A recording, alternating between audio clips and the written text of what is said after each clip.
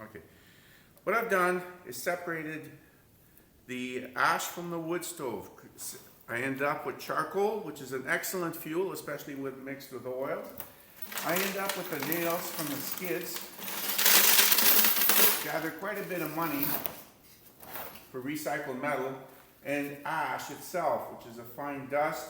This is a great fertilizer. As an example, the island of Java in Indonesia, near Krakatoa, the volcanoes, can feed the same population of people.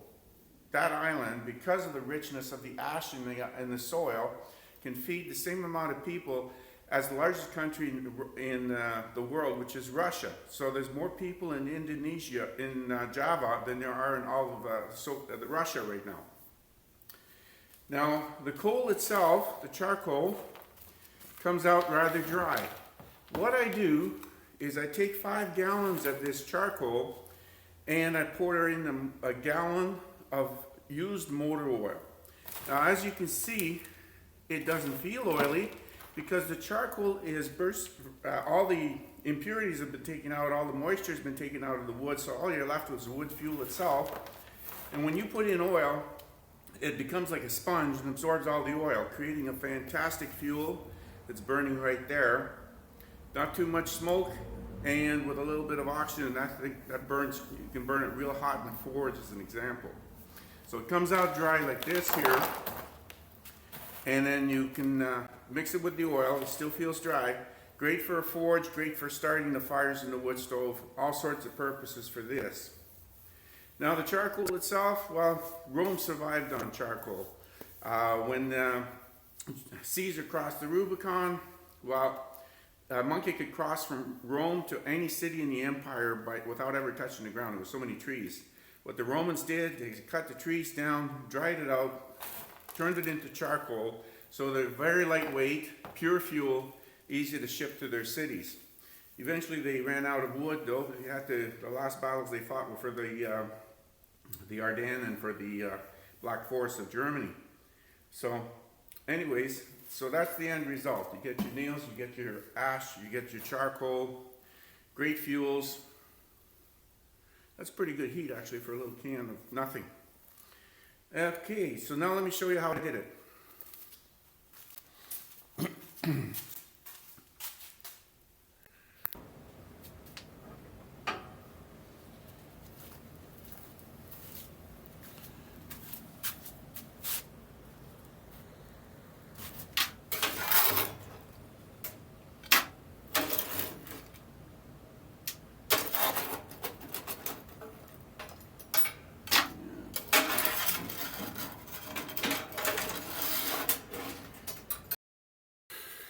Okay.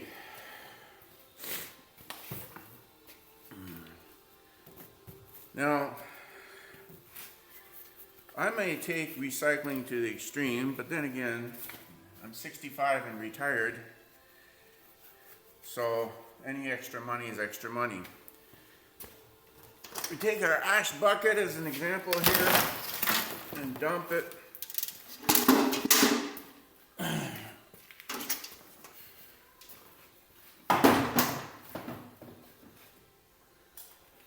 Get our magnet, and we get a ton of nails out of it. When it comes to skids, I get all my skids for free. Going into town to get skids to burn, you're going to spend more on gas than you're going to get in return. However, in my case, our neighbor's in the skid business. He drives around, picks up all the skids. Now, he makes deals with most of the businesses.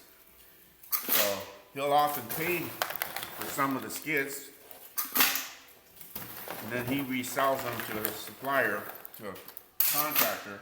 For other skids, he's obligated to take the good skids and the bad.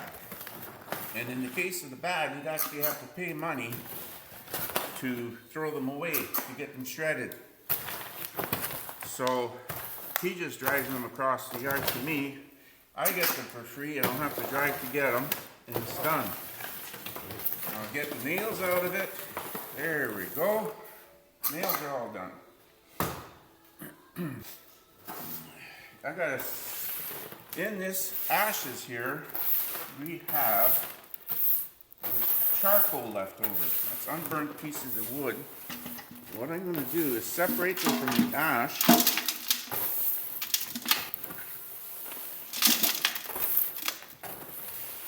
And then the ash is going to be clean. And the unburned pieces of wood go in a 5-gallon pail with oil. And it makes a great starter fluid, but also it makes an exceptionally good fluid for my forge. Now here, this is my rotisserie from the barbecue. Most of us have one of those. These are paper clips. You get them at the dollar store.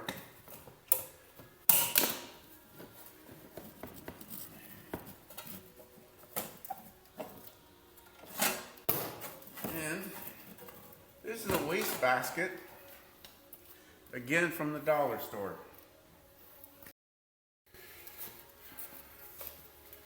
Now the front of the basket is a simple aluminum plate, and all I basically do is fill the basket up with ash.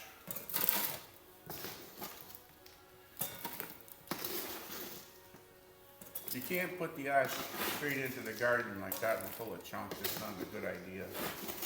You never know. Just fill that up.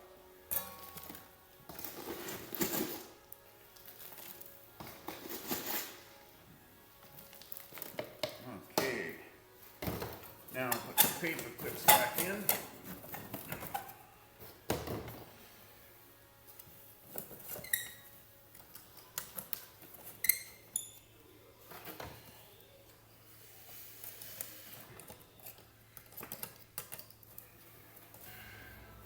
Now, if you're making $1,000 a week, it's not going to work for you. It's not going to be worth your time. So I just stick the rotisserie on it.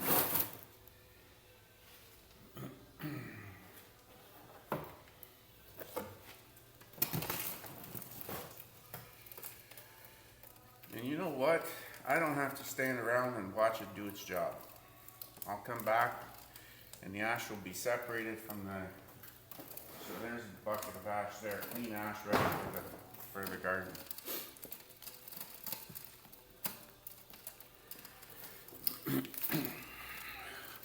So I'll come back in 15 minutes, it'll all be done.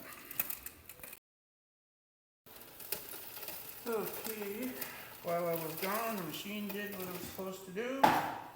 About half an hour, I don't know, 15 minutes, I didn't count. Clips off.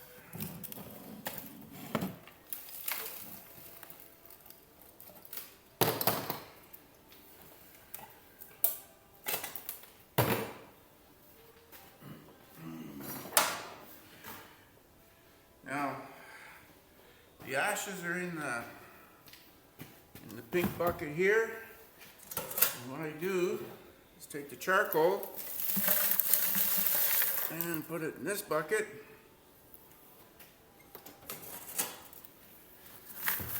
And mix that, put a little bit of used motor oil in there, and it's the best fuel for a forge or for starting the fire in the wood stove. Might even be good for burning period in the wood stove, but anyways.